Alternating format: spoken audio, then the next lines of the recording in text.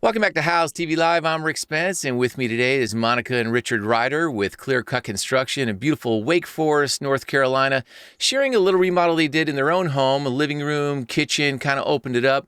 Beautiful space. Tell me a little bit about this home. Give me the lay of the land. So it's basically a 2,600 square foot, two-story home. It had just maybe a 15 by 17 living room and a 10 by 10 kitchen. We knew from that point we were going to have to tear some walls down. Yeah.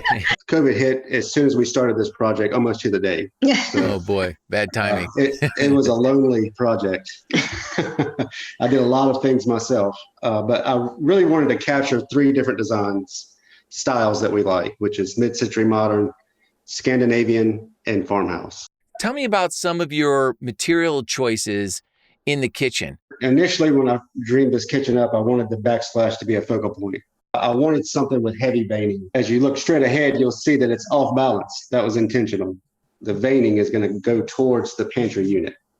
I wanted the quartz to be in the back of the shelving unit as though that piece was added at a later date and not in, one remodel. So tell me about your hardware choice there. One of them almost looks like I could pop it off and open a bottle with it. The one, right? It looks like I kind of want to put a beer up there and then go boop and pop Absolutely. it off. That was actually a handle that I found on Anthropology. And so we were kind of trying to find something unique there to make that piece stand out on its own. I liked the idea of having the rattan wrapped around it, just the fabric and the natural elements involved in it, but still bringing the brass. I actually fell in love with those and bought those pretty early on. So we wanted this unit to be highly functional. The upper half is where we're keeping all our appliances that we use on a day-to-day basis. And then the lower storage is all we need to house our needs for pantry items. Adjacent to that, you got this little seating area. A lot of people might put like a dining table or something there, and you guys elected to just go, hey, let's just have a little chill out zone. So tell me about that. That's a nice little space. We felt like we had an adequate seating area with the island being that it's 10 feet long. And then we have an open dining room right beside us. So we felt like it would be a little bit excessive to have so many tables and seating areas in one space. And we just hang out there all the time, especially her. Yeah. So. I practically live in that space. So we whenever we have gatherings, there's usually, pre-COVID, we had quite a few people over. And that's just kind of where we hung out. And so, yeah, we really enjoy that spot a lot. How much of this is your own custom work? Did you repurpose anything? And I imagine you had some stuff fabricated and what you did custom. So back to the budget, we wanted to, keep the cost down as much as possible. So the old kitchen that we salvaged the cabinets that were in that kitchen and we used them in various places.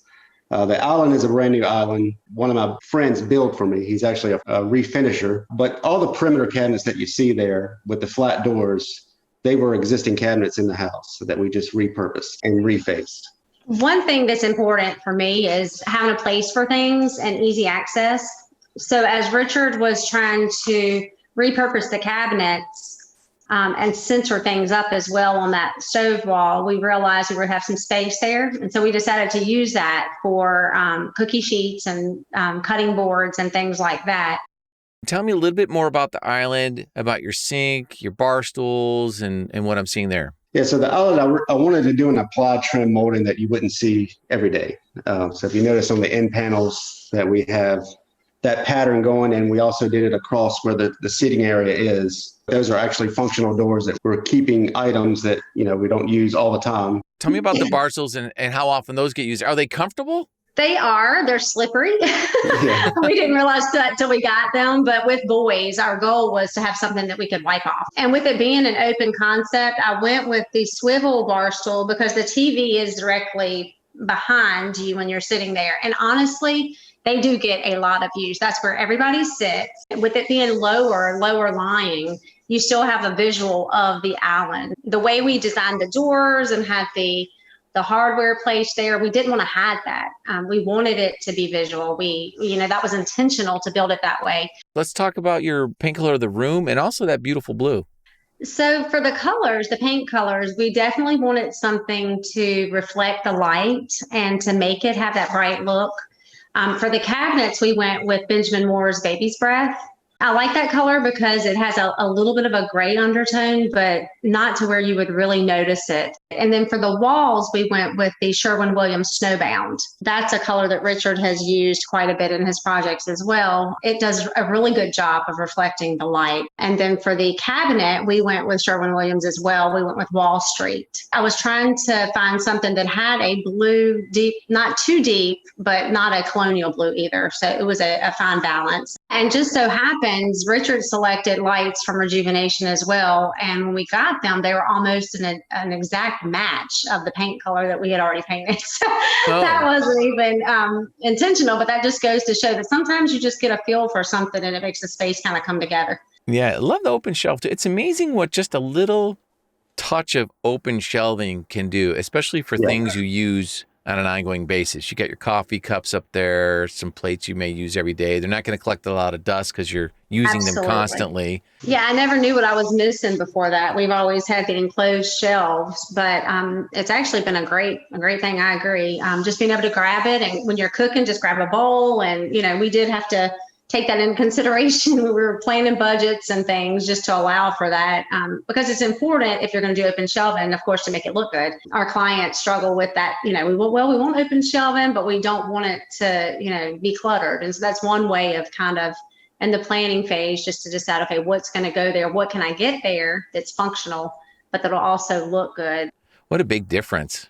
Let's go into the living room. Beautiful trim work here. Tell me about the living room. The issue that we ran into as soon as we moved into this house is the previous builder built this firebox that was basically hollow that stuck out 3 foot into the walk space. So we elected to take that out and push the fireplace to the exterior wall out. And that freed up 3 foot of space in the living room. So a couple of habits that my wife has is she likes to stand in front of the fireplace. And so that's why I have the TV on the swivel, so we can turn the TV so she can watch TV while she stands in front of the fireplace. So that was the main reason why we set this up. It wasn't really so much the height because we did lower the mantel, catering to our day-to-day habits. So warm your toes while you're watching the... Right. Absolutely. And I gave them the option. I said, you can keep the TV above the fireplace, but I'm going to be standing there. Yeah, so during the game... You're going to have to be doing this. Exactly. Looking around me. I like that. Absolutely. I think that's a good compromise. Tell me a little bit more about what you did in terms of materials and what you updated in the space.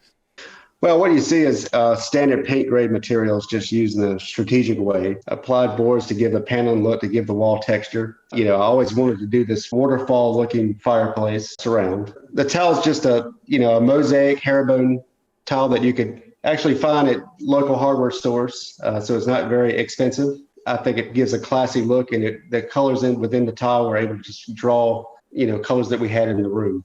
How did you decide in terms of the size of the panel, right, and the depth? How long did that take you to kind of zero in on that? Well, it did take a minute, but I think the main thing that drove it was the symmetry of the fireplace. Mm-hmm. So I wanted the panels to land in a certain spacing to where, I could land the light fixtures on each side within the square symmetrically. So that's what drove the size of the squares. And you'll see at the ends where we kind of have a half panel. That took a minute to play around with the sizing and, how much busyness we wanted with the other materials in the space. So the reason we added the texture to the lower half is to break up the height.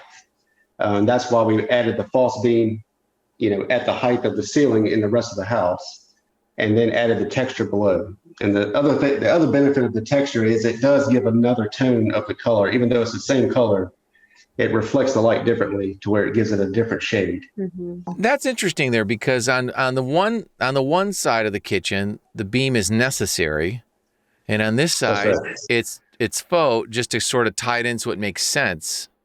Right. Because otherwise it would look odd. And wow, that's great stuff. I mean, that's a nice tip for people to kind of think about. Like, you can put a beam in that you don't need, that can just be for the visual.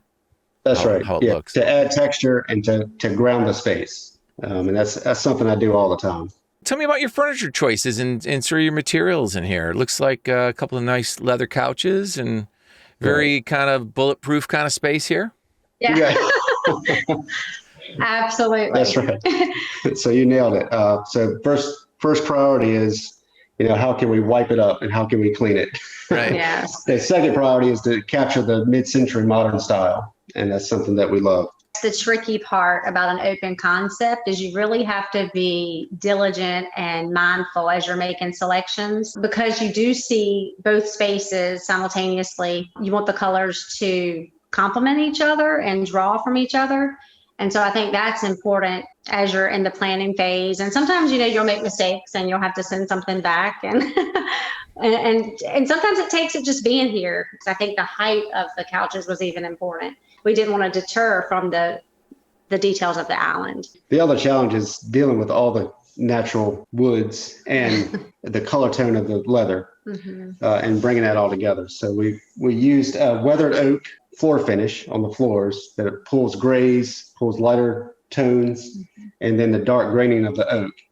And that helped us to kind of balance these woods as we went along, and the leather finishes. Your eyes are drawn to different materials and different looks. And so I try to, when I see something I like, to get it and just try to incorporate it and bring it all together.